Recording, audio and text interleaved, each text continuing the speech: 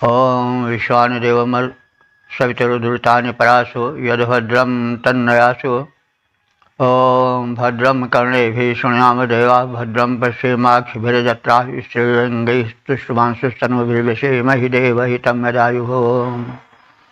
वेद प्रेमियों सुधी श्रोताओं, संप्रति हम सब ऋग्वेद के पंचम मंडल के 58वें सूक्त की व्याख्या में प्रवेश करने जा रहे हैं। इस सूक्त में 8 मंत्र संकलित हैं। सभी मंत्र त्रिशुक नामक छंद में निबद्ध हैं। मंत्र दृष्टा शिष्यावास आते और देवता मरुदगण हैं। इस सूक्त के प्रथम मंत्र का शीर्षक है महिमा मंडित मरुदगण। अब संबंधित मंत्र का सर्वप्रथम सस्वर पाठ हो जाए।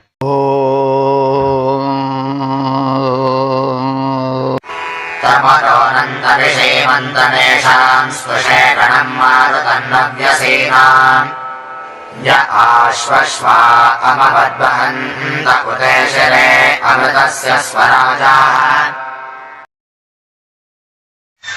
यज्ञों के प्रेमी, महिमा मंडित, तेजस्वी मरुदगणों की स्तुति करने का कथन है। तो मरुता की दिशा, ये मरुत कैसे हैं, इनका स्वरूप क्या है, इस विषय में कहा जा रहा है कि स्वराजा, ये मरुदगण जो हैं वह स्वयं सुशोभित हैं, स्वयं प्रकाशित हैं। इन्हें अपने प्रकाशित होने में, अपने को प्रकट करने में, अपनी दीप्ति को फैलाने में किसी दूसरी शक्ति की आवश्यकता नहीं है। ये पूर्ण स्वावलंबी हैं। और कैसे हैं? आशु अश्वाह। आशु कहते हैं तीव्रगामी, शीघ्रता से चलने वाले। अश्वाह माने इनके वाहन अश्व। वे द्रुतगामी हैं, तीव्र गति वाले हैं। और वे अमवत वहन्ते, इन मरुदगणों को अमवत माने द्रुत गति से, वहन्ते माने ले चलने वाले हैं, वहन करने वाले हैं, ढोने वाले हैं। और ये कैसे हैं? अमृतस्य ईश्वरे। अमृतस्य माने अमरलोक के, देवलोक के। ईश्वरे माने उन पर प्रभाव जमाने वाले हैं, प्रभाव स्थापित करने वाले हैं, स्वामित्व करने वाले हैं। तो एतिशा नाम नव्यसी नाम, ये जो इस प्रकार से हैं और नए नए स्तोत्रों से स्तुति करने के योग्य हैं, सराहनीय हैं, ऐसे मरुदगणों की हम स्तुषे माने स्तुति करते हैं। ये तविषी मंतम, ये बहुत ही तविश कहते हैं शक्ति को। तविषी मंतम माने शक्तिशाली हैं। तो ये मरुदगण बड़े शक्तिशाली हैं, इनकी हम स्तुति करते हैं। तो ये मरुदगण अपनी प्रभा से मंडित हैं, प्रकाशित हैं। इन्हें प्रकाशित होने में किसी अन्य शक्ति की सहायता की अपेक्षा नहीं रहती। ये द्रुतगामी अश्वों से युक्त हैं और किसी भी गंतव्य तक शीघ्रता से पहुंच सकने में समर्थ हैं। ये श्रेष्ठता के कारण देवलोक पर भी अपना प्रभुत्व स्थापित करने वाले हैं। ये यज्ञ प्रेमी हैं और यज्ञों में द्रुत गति से गमन करने वाले हैं। ये सराहनीय हैं, परम तेजस्वी हैं और इन गुणों से विभूषित मरुद गणों की हम स्तुति करते हैं। तो मरुद गण की महिमा का मंडन है, उनकी शक्ति और सामर्थ्य का कथन है, उनके लोकोपकार की झलक है और उनकी स्तुति की सलाह है कि ऐसे मरुदगण सराहनीय हैं, स्तुत्य हैं, जो अपनी आभा से मंडित, जिनके की अश्व द्रुतगामी हैं परम श्रेष्ठ सुरलोक मध्य, जिनका प्रभुत्व, जो ज्ञानी हैं, तेजस्वी, परम सराहनीय, जो वेग पूर्वक जाते हैं, ऐसे तेजस्वी मरुत संघ की स्तुति हम सब गाते हैं। ओम वेद प्रेमियों, सुधी श्रोताओं, संप्रति हम सब ऋग्वेद के पंचम मंडल के 58वें सूक्त के दूसरे मंत्र की व्याख्या में प्रवेश करने जा रहे हैं। मंत्र दृष्टा शिष्यावास आत्रेय, छंद त्रिष्टुप और देवता मरुदगण हैं। शीर्षक है महिमा मंडित मरुतों की भक्ति करने की सम्मति। अब संबंधित मंत्र का सर्वप्रथम सस्वर पाठ हो जाए।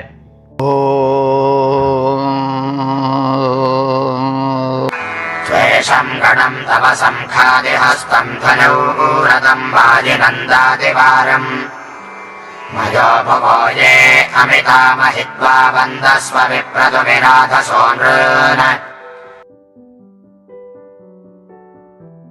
इस दूसरे मंत्र में कहा गया है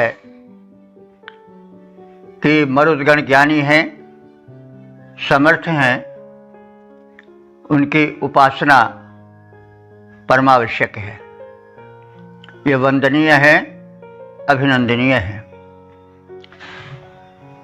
तो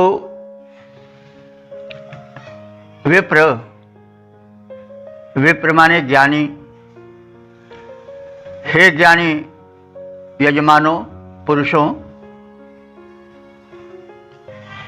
ये मरुदगण मयो हुआ, मय माने होता है सुख और भुआ माने प्रदायक, तो मयो भुआ माने सुख प्रदायक। तो ये मरुदगण कैसे हैं? सुख प्रदायक हैं। कहने की आवश्यकता नहीं है कि मरुदगण की कृपा से ही वृष्टि होती है, मरुदगण की कृपा से ही जीवन चलता है, और ये न रहें तो धरती सूखी पड़ी रहेगी और प्राणियों का जीवन संकट में पड़ जाएगा। तो इन मरुदगणों की उपासना आवश्यक है। जो मरुदगण है, जिनका हम सब स्पर्श अथवा जिनकी गति का अनुभवन करते हैं, वे कोई जड़ नहीं है, वे चेतन हैं। उनके चलने के पीछे, वेग के पीछे, बल के पीछे एक शक्ति होती है, जो शक्ति प्रज्ञा संपन्न है, ज्ञान संपन्न है, और उसी के द्वारा ये चलायमान होते हैं, गतिमान होते हैं। तो जो इनको गति देने वाली है, वो शक्ति प्रज्ञा संपन्न है, चेतन है, जड़ नहीं है। हम प्रायः यही अनुभव करते हैं कि जो आंधी तूफान आता है, जो मानसूनी पवन बहता है, वह जड़ है, लेकिन ऐसी बात नहीं है। उसमें एक चेतना है, उसमें एक भावना है, जो सूक्ष्म है हम केवल बाह्य रूप को देख पाते हैं। तो सदैव वैदिक देवताओं को चैतन्य युक्त समझना चाहिए। वे जड़ नहीं हैं, उनका बाह्य प्रारूप भले हमें आभासित हो। आभास होने का मतलब हुआ कि न होने पर भी दिखाई देना कुछ अन्य रूप में, अन्यथा रूप में। तो ये जो है वे सूक्ष्म चेतना से युक्त हैं।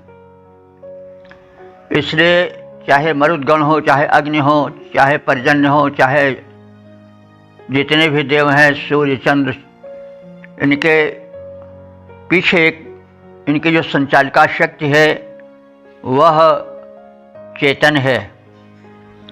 इसलिए इन्हें सजीव शक्ति के रूप में समझ करके भाव भरी उपासना करनी चाहिए। तो ऋषि कह रहा है कि विप्र माने ज्ञानी, विशेषण या विशेष रूपेण प्रजानाति इति विप्रः। जो तत्वज्ञानी हैं, तथ्य को गहराई से समझने वाले हैं, वे विप्र हैं। वेद में विप्र कोई जाति विशेष नहीं है। विशेषण प्रजानाति या विशेष रूपेण प्रजानाति इति विप्रः, तो कोई भी हो सकता है जिसमें दिव्य ज्ञान का उद्भव है। तो विप्र हे ज्ञानी मनुष्यों, यजमानों, ये मरुतः, जो मरुद्गण मयो भुवः माने सुखदायक हैं। महित्वा,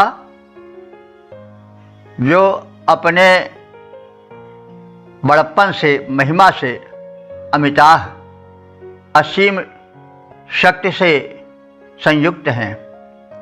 तुभि राधसा, तुभि माने पर्याप्त, बहुत अधिक, राधसा माने धन धान्य से, जो कि यथेष्ट धन धान्य से संयुक्त हैं। नृण माने नेता, जो अपने उत्तम गुणों के कारण नेतृत्व शक्ति से युक्त हैं। तवसम, ताव या ताव शक्तिवाचक है। आज भी भाषा में घुला मिला है, लोक भाषा में, यह फारसी में भी हो सकता है। ताब शब्द एक है कि इनमें कुछ ताब नहीं है। ताब माने बल, शक्ति, ऊर्जा। तो यह तवस शब्द जो ऋग्वेद का है, यही ताब या शक्ति या ऊर्जा बन करके प्रचलित भाषा में देखा जा सकता है, आज की भाषा में भी। तो तवसम, ये ताब युक्त हैं, अर्थात मरुद्गण परम बलिष्ठ हैं। और खादिहस्थम, खादि माने कहते हैं कड़े को, हस्तम माने हाथ वाले।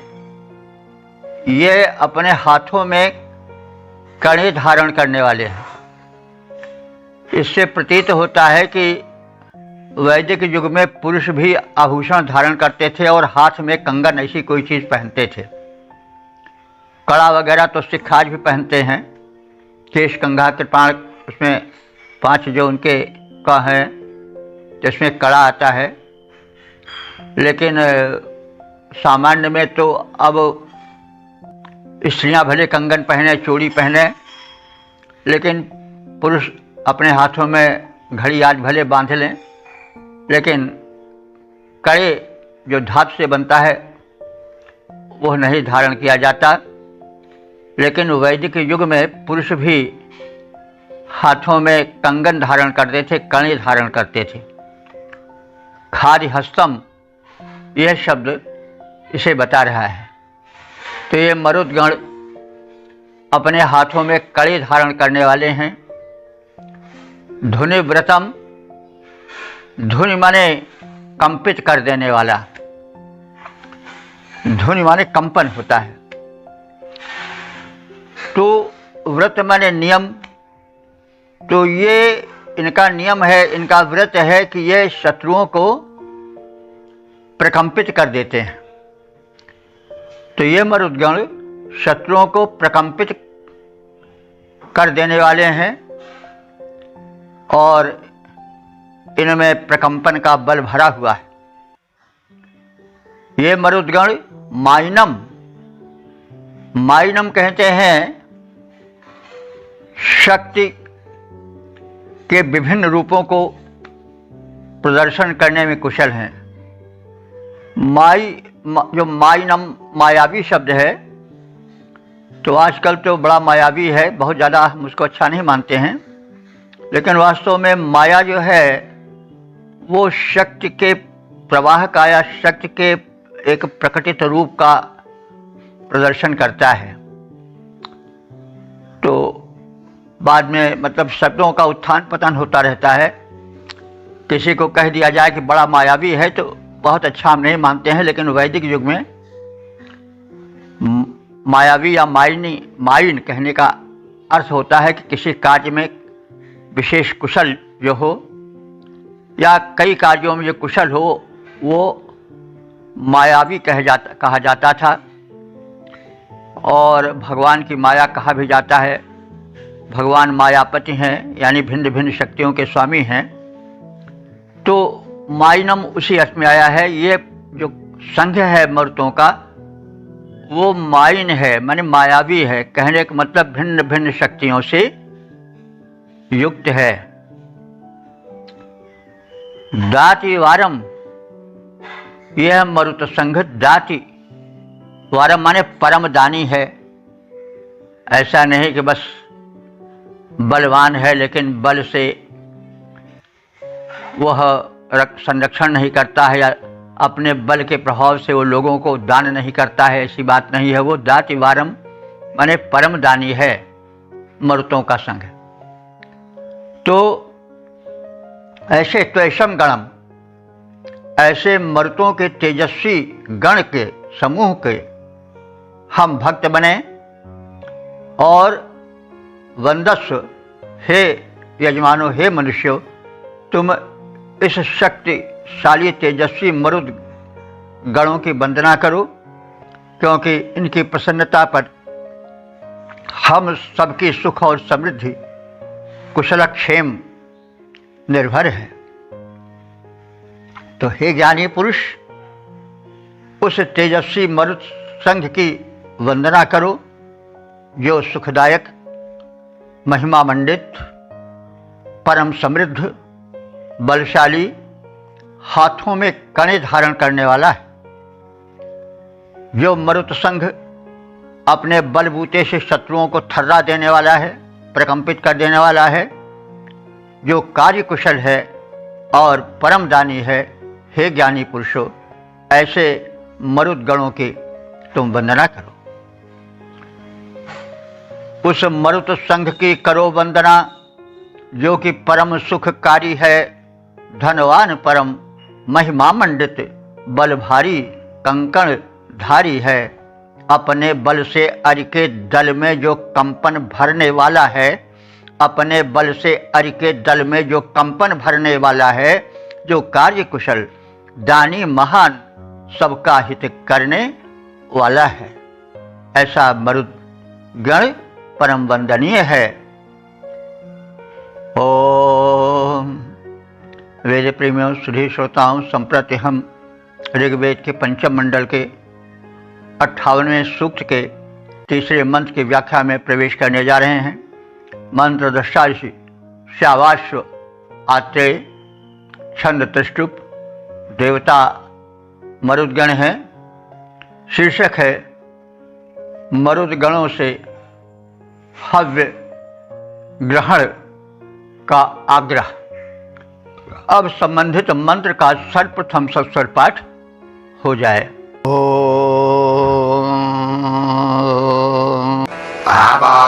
जंतो दपाहासो अद्य वृष्टिञ्जे विश्वे मरुतो जुनन्ते अजय्या अद्यरमरुतः समिद्ध एतञ्जषध्वं कवयो युवानः। इस तीसरे मंत्र में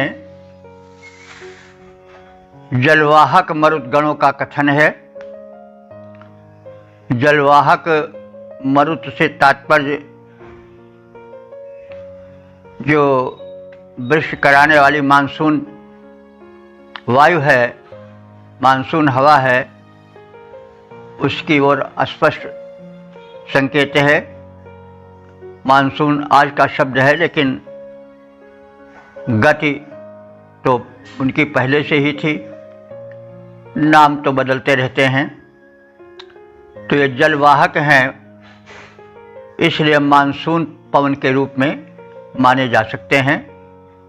मानसून पवन कृषि प्रधान देश भारत में कितना उपयोगी है कहने की आवश्यकता नहीं। तो ये मरुदगण मानसूनी पवन के रूप में जब आगमन करते हैं तो धराधाम पर प्रसन्नता छा जाती है, सुवृष्टि होने वाली है, ऐसा ज्ञान या आभास होने लग जाता है। तो ऋषि उन्हें यानी यजमानों को सम्मति दे रहा है कि ऐसे परोपकारी मरुदगणों का आहुति प्रदान द्वारा आराधन हो। और मरुदगणों से अनुरोध किया गया है कि वे भाव भरे यजमानों के द्वारा प्रदान की गई आहुतियों का सेवन करें। ये आराध्य और आराधक के मध्य का संबंध है। दिव्य शक्तियाँ मानव की हितकारी हैं, तो मानव को उनके हित का स्मरण कर कृतज्ञता पूर्वक उन्हें समर्पित आहुति आदि के प्रदान द्वारा उनके ऋण को चुकाने का प्रयत्न करना चाहिए। तो इसी संदर्भ में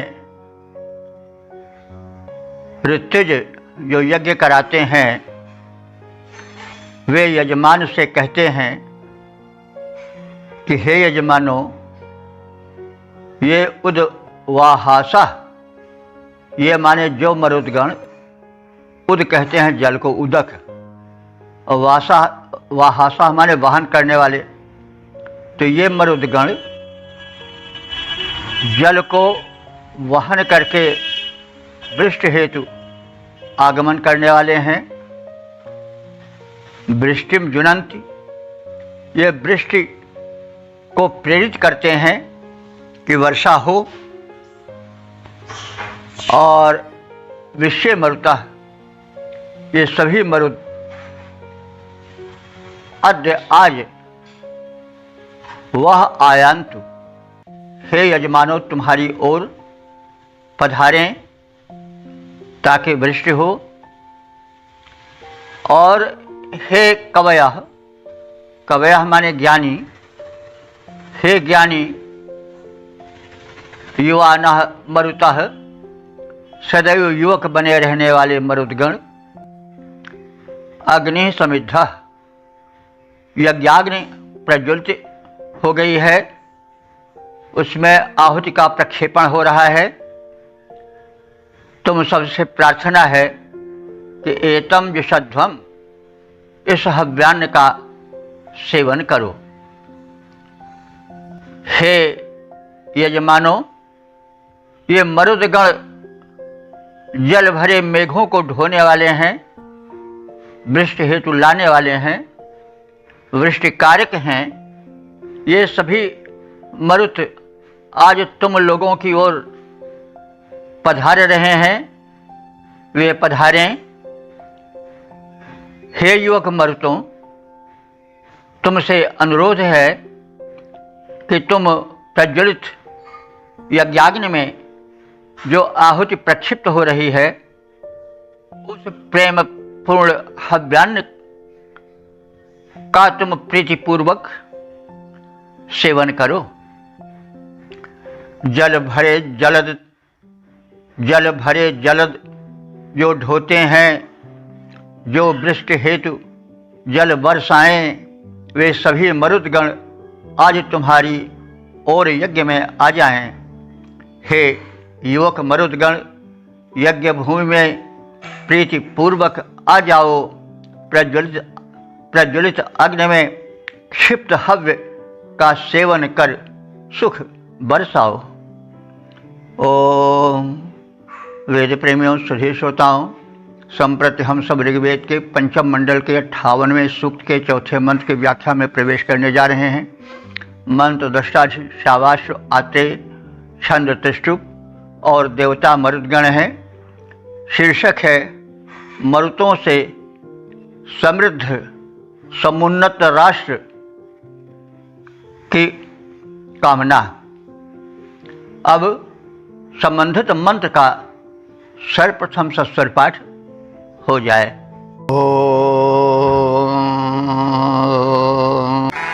योऽयं राजा नमिर्यञ्जनाय बिभ्रतस्तञ्जन यथा यजत्राः युष्मदे मुष्टिः बाहुजो युष्मत्सदश्वामरुतस्य वीराः। इस चौथे मंत्र में राष्ट्रीयता, राष्ट्र प्रेम की झलक दिखाई देती है और राष्ट्र को समृद्ध सशक्त बनाने में मरुदगणों का बड़ा हाथ है। ये वृष्टि के कारण है और वृष्टि से अन्न होता है और अन्न से ही शक्ति होती है और शक्तिशाली नागरिक ही सैनिक बनते हैं। तो इन सब भावों को अभिव्यक्त करके मरुतों के प्रति कृतज्ञता का ज्ञापन किया गया है। यजत्रा मरुता, यजत्र कहते हैं यजनीय, पूजनीय। हे पूजनीय मरुदगणों, यूयम तुम सब जनाय जनहित में विभो तुष्टम कुशलता पूर्वक कार्य करने वाले हो, कृत्य संपादित करने वाले हो, वृष्टि आदि के माध्यम से समृद्धि लाने वाले हो। तुम सब राजानम प्रजापालक राजा को जन्म देने वाले हो, क्योंकि जब राष्ट्र संपन्न रहेगा, समृद्ध रहेगा, धन धान्य से पूर्ण रहेगा तो राजा भी सक्षम होगा प्रजा पालन में। जब राष्ट्र दारिद्र्य के गर्त में पड़ा कराहता रहेगा तो फिर राजा कैसे महान कहला सकेगा। तो जब राष्ट्र धन धान्य से समृद्ध होता है तो फिर राजा की भी उससे शोभा बढ़ती है। राजा प्रजा पालन में सक्षम होकर यशस्वी होता है। तो ऐश्वर्य को लाने वाला मरुतों का समूह है, क्योंकि यह वृष्टि कराता है। वृष्टि से उपज होती है और धन धान्य से देश समृद्ध होता है। तो ऐसे देश में राजा भी प्रजा पालन में समर्थ होता है। जब राष्ट्र में दारिद्र्य रहेगा तो राजा के प्रति विद्रोह भी हो सकता है, उसकी प्रशंसा तो कभी नहीं हो सकती है। तो इसी संदर्भ में कहा जा रहा है कि हे मरुदगणों, तुम प्रजापालक राजाओं को जन्म देने वाले हो, जनयस, और युष्मत तुम्हारी ही अनुकंपा से मुष्टिहा, मुष्टि माने मुष्टिक प्रहार से शत्रुओं को मार डालने वाले योद्धा उत्पन्न होते हैं। जब योद्धा मुष्टि प्रहार करेंगे, उनमें बल रहेगा, पौरुष रहेगा, तभी तो संभव है। तो उस समय वैदिक युग में पैदल सेना मुष्टि प्रहार से भी शत्रुओं को ध्वस्त करती रही होगी, ऐसी झलक मिलती है। तो हे मरुदगणों, तुम वृश्चिक के कारण हो, धन धान्य फल फूल और दुग्ध घृत आदि के कारण तुम ही हो, क्योंकि जब लहलहाती फसलें रहेंगी, सदन उत्पन्न होगा और हरित घास को खा करके गायें पुष्ट होंगी, दुग्ध देंगी और पौष्टिक अन्न से, पौष्टिक दुग्धाहार से, घृतादि से जो सैनिक हैं वो शक्ति संपन्न बनेंगे और मुष्टिहा अपने मुष्टि प्रहार से शत्रुओं को धराशायी कर देने वाले होंगे। बाहुबला वे बाहुबली बन सकेंगे। युष्मत तुम्हारी अनुकंपा से ही सदवृष्टि से एत अश्वः उत्तम घोड़ों से, अश्वों से चलने वाले सुवीरा श्रेष्ठ वीर योद्धा गण उत्पन्न होते हैं। जब उपज रहेगी, अश्व पर्याप्त आहार पावेंगे शुद्ध, और सैनिक शुद्ध पुष्ट अन्न आदि का सेवन करेंगे, तो घुड़सवार दल भी सशक्त होकर सामने आवेगा और शत्रुओं का मान मर्दन करने में सक्षम होगा। तो हे पूज्य मरुतों, तुम्हारी अनुकंपा से राष्ट्र में जनहित करने वाले, कुशलता पूर्वक शासन करने वाले जनाधिप नरेश उत्पन्न होते हैं। तुम्हारी अनुकंपा से राष्ट्र में मुष्टि युद्ध में कुशल बाहुबली सैनिक उत्पन्न होते हैं और तुम्हारी कृपा से ही उत्तम अश्वों के संचालक, श्रेष्ठ घुड़सवारों का दल भी, योद्धा दल भी उत्पन्न होकर कुशल योद्धा रूप में अपने को प्रदर्शित करने में सक्षम हो पाते हैं। हे पूज्य मरुत, जिस कृति देश पर कृपा तुम्हारी हो जाती, जनता उस देश की कार्य कुशल नीतिज्ञ नृपति को है पाती। फिर मुष्टि युद्ध में कुशल बली सैनिक भी पाता वही देश, फिर मुष्टि युद्ध में कुशल बली सैनिक भी पाता वही देश। पटु अश्व सुचालक घुड़सवार योद्धा पा जाता वही देश। ओम वेद प्रेमियों, सुधी श्रोताओं, संप्रति हम सब ऋग्वेद के पंचम मंडल के 58वें सूक्त के 5वें मंत्र की व्याख्या में प्रवेश करने जा रहे हैं। मंत्र दृष्टा शाबाश आत्रे छंद त्रिष्टुप देवता मरुदगण हैं। शीर्षक है मरुदगण में संगठन, शक्ति और एक रूपता।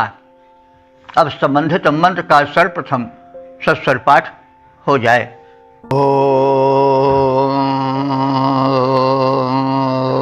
अरा इवेद चरमा अहे प्रजायन्ते अकवामहोभिः कृष्णे पुत्रा उपमासो नभिष्ठा स्वजा मध्या भरुतः सम्मिमिक्षुः। इस 5वें मंत्र में मरुदगणों की तेजस्विता, एक रूपता और संघ भावना की प्रतिष्ठा की गई है। वे एक रूप हैं, यानी समान दिखाई पड़ने वाले हैं, और उसके लिए उपमा दी जा रही है कि अराह इव। ये मरुदगण समान है, इनमें एक रूपता है। कैसे? अर की तरह। अर कहते हैं चक्र में जो तीली लगी होती है उसे अर कहते हैं। बैलगाड़ी में हो, रथ में हो, सब में तीलियां होती हैं। वे सब एक आकार प्रकार की होती हैं। साइकिल में भी तीलियां होती हैं, वो भी एक आकार प्रकार की होती हैं। तो इन मरुतों का जो संघ है जो 49 संख्यक है, इनके सभी सदस्य चक्र में जो अर्थात तीली लगी रहती हैं, उन्हीं के समान सदृश रूप आकार प्रकार वाले दिखते हैं। अचरमाह ये समान आकृति वाले प्रतीत होते हैं और ये तेजस्वी हैं, प्रकाशमान है। कैसे? आहा इव, आह कहते हैं दिन के तुल्य प्रकाशमान है। महोभी ही, महान तेज से ये युक्त हैं। अकवाह, अवर्णनीय बलशाली वीर हैं मरुदगण। और रथिष्ठा, ये रथारूढ़ प्रबल वेग से चलने वाले हैं। प्रश्नेह पुत्रा, प्रश्नेह माने प्रश्न के, प्रश्न कहते हैं धरती के। धरती को और गो को, गाय को प्रश्न कहा जाता है, तो षष्ठी एक वचन है। प्रश्नेह पुत्रा, ये मरुदगण मातृभूमि के सुपुत्र हैं, धरती के पुत्र हैं। स्वया मत्या, अपनी बुद्धि से ये कार्य करने वाले हैं। दूसरों से बुद्धि पाकर ये चलने वाले नहीं हैं, स्वयं इतने प्रज्ञाशील हैं कि सब संपूर्ण निर्णय लेने में सक्षम हैं। स्वमत्या, अपनी बुद्धि से। सम मिमुक्षु, ये मिलजुल कर संगठित भाव से कार्य संपन्न करने वाले। चक्र में लगे अरों अर्थात तीलियों की भांति ये मरुदगण एक समान दिख पड़ते हैं। ये महान तेज से युक्त हैं। इनका बल विक्रम अवर्णनीय है। ये सम्मुख प्रकट होकर अपना प्रभाव जताने वाले हैं। ये मातृभूमि के सपूत हैं। ये श्रेष्ठ वीर हैं। इनके कद लगभग समान हैं। ये अति वेगवान हैं। मिलजुल कर संगठित भाव से समान बुद्धि से प्रेरित होकर के कार्य करने वाले हैं। इनमें एक रूपता है, संगठन है, शक्ति है, लोक सेवा का भाव है। तो ये मरुत चक्र में युक्त अरों की भांति दिखते हैं, समान महत तेज से युक्त प्रकट होते हैं। सम्मुख ये महान, ये भूमिपुत्र कद में समान, ये मरुद बलि अति वेगवान, ये संघ भाव से उत्प्रेरित करते सुकृत मिलजुल सुजान। ओम वेद प्रेमियों सुधी श्रोताओं, संप्रति हम सब ऋग्वेद के पंचम मंडल के 58वें सूक्त के 6ठे मंत्र की व्याख्या में प्रवेश करने जा रहे हैं। मंत्र दृष्टा श्यावाश्व आत्रेय, छंद त्रिष्टुप, देवता मरुदगण हैं। शीर्षक है वृष्टकालिक, मरुद गण का प्रारूप। अब संबंधित मंत्र का सर्वप्रथम सस्वर पाठ हो जाए। यप्रायासिष्टवृषते विरश्वैर्वेणुपविधर्मरतो रथेभिः शोदन्त आपो ऋणदेव नान्यपो सृजो वृषभः क्रन्दतुद्यौः। इस 6ठे मंत्र में जब मानसूनी पवन का प्रवाह तीव्र गति से चलता है तो जो हलचल होती है प्रकृति में, बादलों की उमड़ घुमड़ होती है, गर्जन तड़पन होती है, जल प्रवाह से जो शब्द चारों ओर गुंजरित हो जाता है, उन सबको चित्रित करने की चेष्टा देख पड़ती है। तो मरुतः हे मरुत गण, यत यत माने जब, पृषति भी अश्वई, तुम धब्बेदार घोड़ों से चढ़कर आते हो। तो धब्बेदार घोड़े यही बादल हैं, बरसाती, जो बड़े सशक्त दिखाई पड़ते हैं। बरसाऊ मेघ जो हैं कुछ भूरे दिखाई पड़ते हैं। जो बड़े काले होते हैं उनमें वृष्टि कम होती है। कहा भी गया है कि करिया बादल जीव डरुआवे और भूरा बादल पानी बरसावे। तो इसीलिए इनको धब्बेदार भूरे रंग के घोड़ों से उपमा दी गई है बादलों की।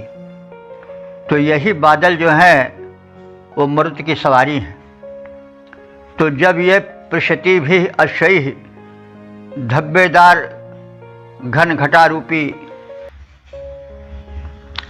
घोड़ों पर सवार होकर गगनमंडल में गमन करते हैं, दौड़ लगाते हैं, तो विरूप विभि दृढ़ चक्रों से युक्त रथे भी रथों से ये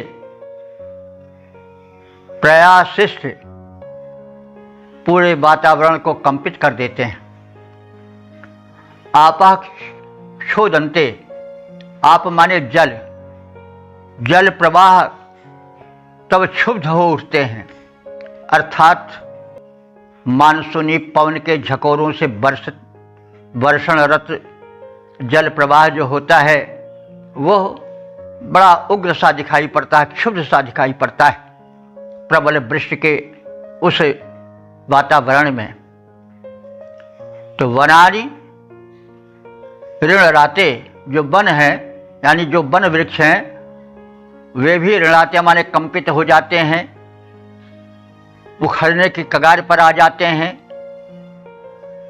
घनघोर वृष्टि से तर बतर वसुधा तल में लगे वृक्ष घनघोर पवन के झोंकों से उखड़ने की स्थिति में आ जाते हैं।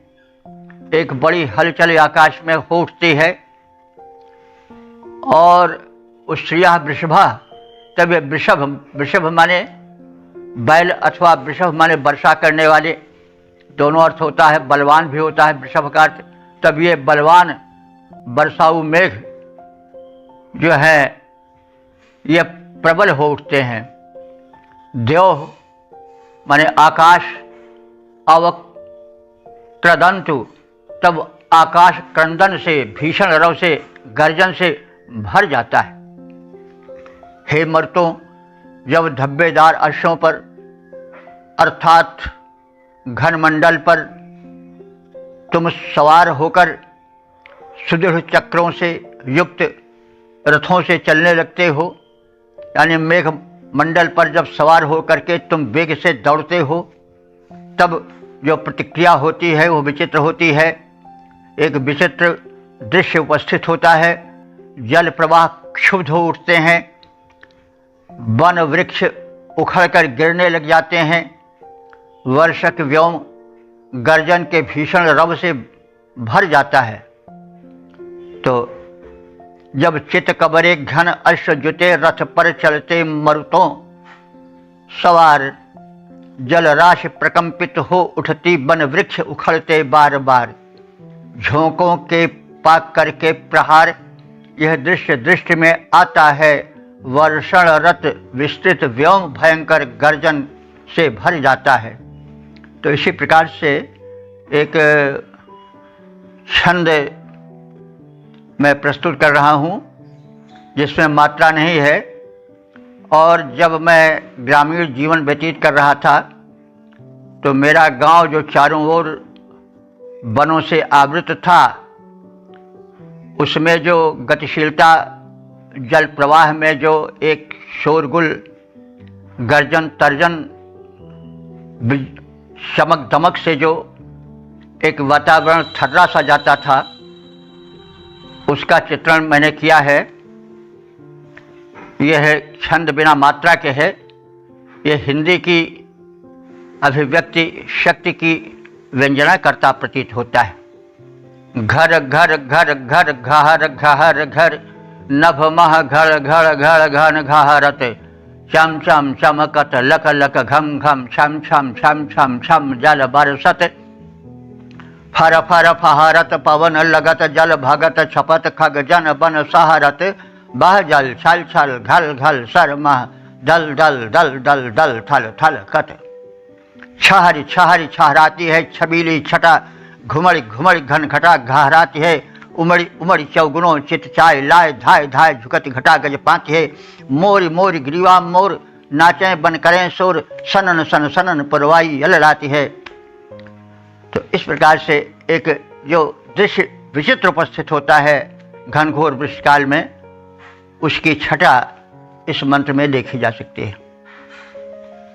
ओम वेद प्रेमियों, सुधी श्रोताओं, संप्रति हम सब ऋग्वेद के पंचम मंडल के 58वें सूक्त के 7वें मंत्र की व्याख्या में प्रवेश करने जा रहे हैं।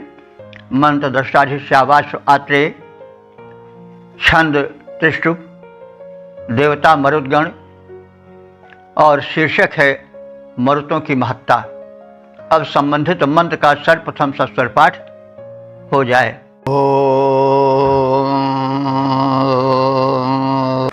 प्रतिष्ठयामन् पृथिवी चिदेशां भर्ते भगर्भं स्वमिच्छबोधः वातान् ह्यश्वान् धुर्याजज्रे वर्षं स्वेदम्।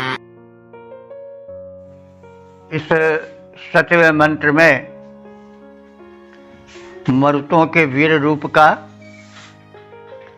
और धरती में अंकुरण करने वाले रूप का अलंकारिक चित्रण है। तो ये उपज बढ़ाते हैं, राष्ट्र का हित करते हैं और धरती में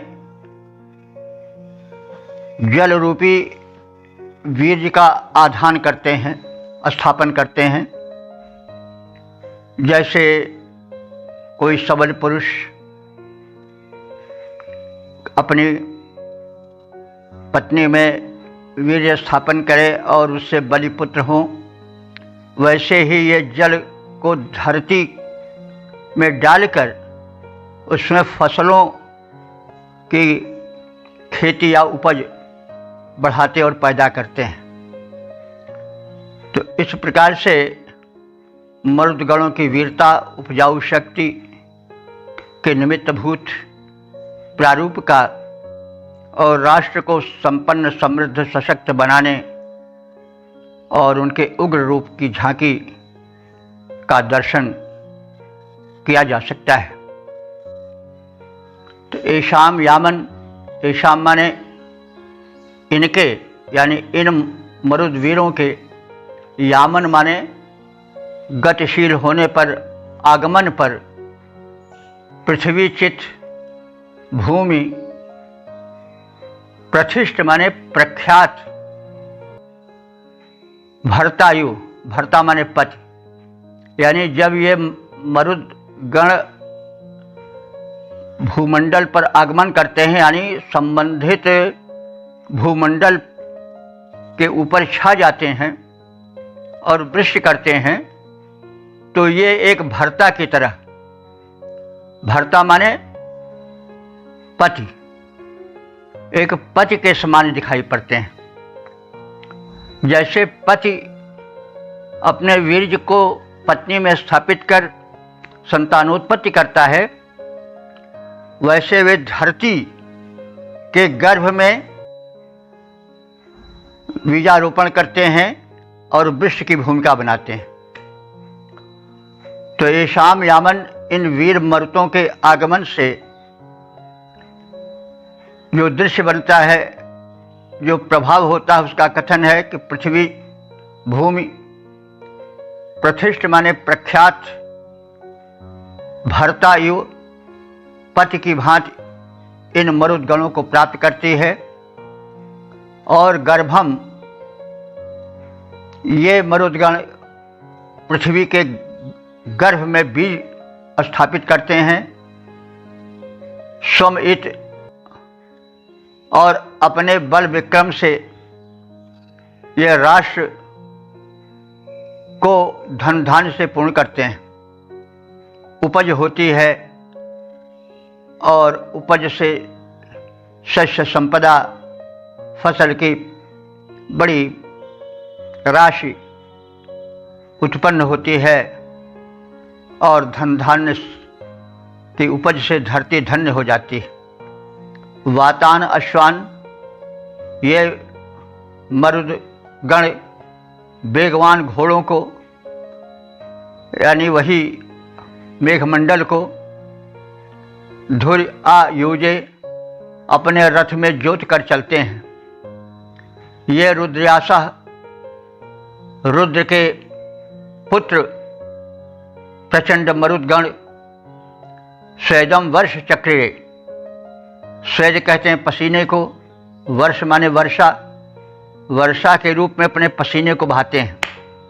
जैसे कोई श्रम करता है तो टप टप करके पसीना टपकता है, वैसे जब ये मरुदगण मेघमंडल पर मेघ रूपी अश्वों पर चढ़ करके दौड़ते हैं तो जो जल गिरता है वह मानो उनका पसीना हो, श्रमजल हो, टपक रहा हो। अब इसमें कल्पना का पुट है और प्रचंड रूप से प्रवाहित मरुतों का दृश्य सामने आता है और जल वर्षण जो होता है वो मानो उनके वेग से दौड़ने के कारण श्रम से उत्पन्न श्रमजल हो, पसीना हो। तो इन वीर मरुदगणों के आगमन से गगन मानसूनी वृष्टि के कारण फसलों से परिपूर्ण होने की भूमिका में आ जाती है। पृथ्वी उपजाऊ बनकर ख्याति प्राप्त करती है। पति द्वारा पत्नी में गर्भ स्थापन की भांति वृष्टि जल डालकर भूमि में ये मरुत अंकुरण की स्थिति पैदा करते हैं, उपज से राष्ट्र को बलशाली बनाते हैं।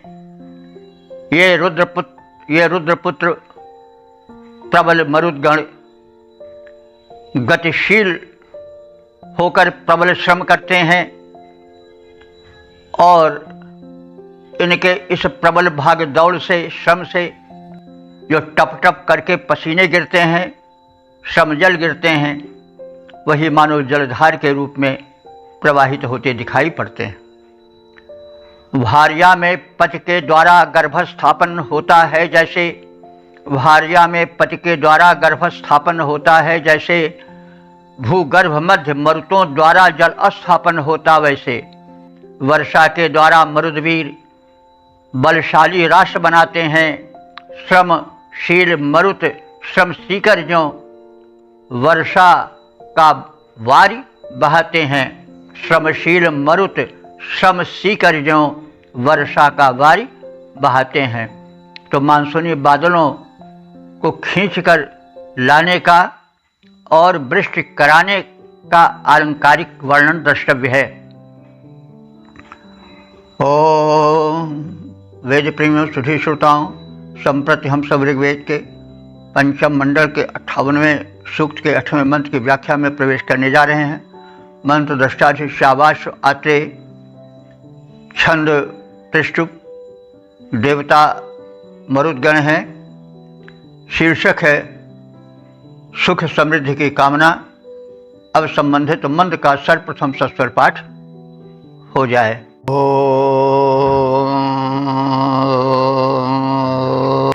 हजेन रोमरता मृळता नस्तवे मघासो अमृतारदज्ञाः सत्यश्रुतः कमयो जुबानो बृहद्गिरजो बृहदुक्षमाणाः।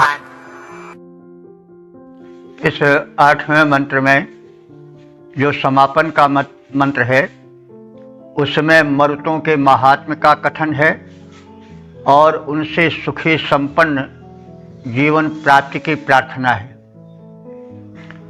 इस संदर्भ में कहा जा रहा है, हे नरः मरुतः, हे नेतृत्वकर्ता मरुद्गणों। नर माने होता है नेतृत्व करना। नेतृत्व करता वही है जो सक्षम होता है, जो सर्वज्ञ होता है, परम ज्ञानी होता है। तो मरुतों को नर कहा गया है। नर माने मनुष्य नहीं बल्कि नेतृत्व गुण युक्त। तो नरः मरुतः, हे नेतृत्व गुण युक्त मरुद्गणों, नः मृडत, हमें सुखी बनाओ। तुम कैसे हो? तु विमघासः, तु माने प्रचुर और मघासा माने धन से संपन्न। मघ माने होता है धन ऐश्वर्य। तो तुम प्रबल धन ऐश्वर्य से युक्त हो। और कैसे हो? अमृताः, अमर हो। तुम्हारा कभी नाश नहीं होता है, तुम कभी मृत अवस्था को नहीं प्राप्त होते हो, सदैव सजग रहते हो। ऋतज्ञा, तुम ऋत के ज्ञाता हो। ऋत का क्या अर्थ होता है? ऋत के प्रायः 3 अर्थ होते हैं। ऋत माने शाश्वत सत्य भी होता है, वो सत्य जो त्रिकाल सिद्ध हो, भूत वर्तमान भविष्य में स्थिर रहे, वो ऋत है, सार्वभौम सत्य है। तो तुम सार्वभौम सत्य के तत्व के जानने वाले हो। अथवा ऋत माने होता है यज्ञ। तो यज्ञ के तुम ज्ञाता हो, यानी यज्ञ बीज की यज्ञ की महत्ता को जानने वाले हो। अथवा ऋत जल को भी कहते हैं। तुम ऋतज्ञ, तुम जल के रहस्यों को जानने वाले हो, जल वृक्ष से संबंधित हो। इस प्रकार से तुम ऋतज्ञ हो, सत्य को जानने वाले, यज्ञ के रहस्य को जानने वाले, जल वृक्ष के तथ्य को जानने वाले हो। सत्य श्रुतः, तुम सत्य कीर्ति से युक्त हो, तुम्हारी कीर्ति सत्य है और तुम अपने सत्य कीर्ति से परिपूर्ण हो। कवयः, तुम कवि माने ज्ञानी, तुम सब ज्ञानी हो। युवानः माने सदैव तरुण बने रहने वाले हो। बृहत गिरयः, अति सराहनीय हो। गिरा कहते हैं वाणी को। तो तुम व्यापक वाणी के पात्र हो, अर्थात व्यापक रूप से स्तुत किए जाने के योग्य हो, अति सराहनीय हो। बृहत उक्षमाणाः, तुम बृहत माने व्यापक प्रचंड बल से युक्त हो। ऐसे हे मरुद्गणों, तुम नः मृडत, हम सब आराधकों को सुखी बनाओ, संपन्न बनाओ। हे नेतृत्व विधायक मरुद्गणों, तुम प्रचुर धन संपदा से परिपूर्ण हो, अमर हो, सत्य के तत्वज्ञ हो, सत्य कीर्ति से युक्त हो, ज्ञानी एवं सदा युवक बने रहने वाले हो, अत्यंत सराहनीय हो और प्रचंड बल से परिपूर्ण हो। तुम हम सबको सुखी करो। हे नेतृत्व विधायक मरुतों, तुम हो प्रचुर द्रव्य संपन्न। हे नेतृत्व विधायक मरुतों, तुम हो प्रचुर द्रव्य संपन्न, अमर, सत्य ज्ञाता, सुकीर्त युत, युवक और ज्ञानी वित्तपन्न हो। अत्यंत सराहनीय तुम और विपुल बल से परिपूर्ण। हम सबको कर दो आनंदित, कर समस्त बाधाएं चूर्ण। इस प्रकार से हमने इस समापन वाले 8वें मंत्र का संक्षिप्त परिचय प्राप्त किया। अब संबंधित सूक्त का परिचय प्राप्त कर लें। तो जैसा हम सब जानते हैं कि यह जो सूक्त है वो ऋग्वेद के पंचम मंडल से संबंधित है। 58वां सूक्त है। इसमें 8 मंत्र संकलित हैं। सभी मंत्र त्रिशुभ छंद में निबद्ध हैं। मंत्र दशा श्यावाश्च आते और देवता मरुद्गण हैं। इनमें मरुद्गणों की स्तुति है। स्तुति में गुण कथन होता है संबंधित देवता का, तो इनके गुण का कथन है। इनके गुण के ज्ञापन के साथ साथ उनको महिमा मंडित किया गया है स्तुति से। और ये समर्थ हैं, राष्ट्र को सुखी और संपन्न बनाने वाले हैं, विश्व के विधायक हैं। इनका मानसूनी रूप विशिष्ट रूप से इस सूक्त में प्रकट हुआ है। ये घनघोर वृष्टि करते हैं और गर्जन तर्जन से आकाश को भर देते हैं। धरती में ये जल रूपी वीर्य को स्थापित कर उसमें फसल की उत्पत्ति कराते हैं। ये राजा बनाते हैं, राष्ट्र को संपन्न बनाते हैं, राष्ट्र में पोषकत्व पैदा करके वीर सैनिक पैदा करते हैं जो मुष्ट प्रहार में बड़े प्रबल कुशल होते हैं। घुड़सवार सैनिकों का प्रबल दल इन्हीं के पोषण शक्ति से उत्पन्न होता है। विश्व के प्रेरक मर्तों की महत्ता का सजीव चित्रण भी इस सूक्त में हुआ है। ये अन्न उत्पादन के प्रमुख सूत्र हैं और तदर्थ मर्तों के योगदान की सराहना है और अंत में सुखी समृद्ध जीवन हेतु इनसे प्रार्थना की गई। तो इस प्रकार से कृषि प्रधान देश में मर्तों की महत्ता का कथन किया गया है। मरुदगण क्षत्रिय प्राकृतिक देवता हैं। वर्षा के अधिष्ठाता देवता इंद्र के निकट के ये संपर्क में रहने वाले सैनिक प्रवृत्ति के उनके सेनापतियों में इनकी गणना है और ये प्रकृति के एक प्रबल और उपयोगी शक्ति हैं। तो ऋग्वेद के जो देव हैं वे साक्षात देव हैं और इनका प्रारूप, इनका दर्शन हम साक्षात करते हैं। इनमें किसी प्रकार की कल्पना या इनमें किसी प्रकार से अतिरिक्त भावना भरने की आवश्यकता नहीं है। यह प्रत्यक्ष देवता हैं और इनके उपकारों का हम प्रत्यक्ष दर्शन करते हैं।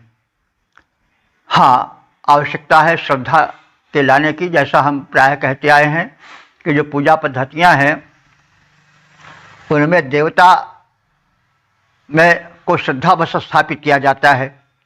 पाषाण खंड में, मंदिर मस्जिद में अथवा अन्य किसी माध्यम से हम उस वस्तु में देवत्व स्थापित करते हैं और विश्वासो फलदायक, विश्वास फल देता है। इस प्रकार से लोग आस्था से फल भी पाते हैं। लेकिन ये जो वैदिक देवगण है ये तो प्रत्यक्ष देवगण हैं। आस्था इनमें लाई जाए तो परम कल्याण हो जाएगा। इसलिए जो वैदिक देवता हैं वे स्वाभाविक देवता हैं, सहज देवता हैं, सशक्त देवता हैं, प्रत्यक्ष देवता हैं।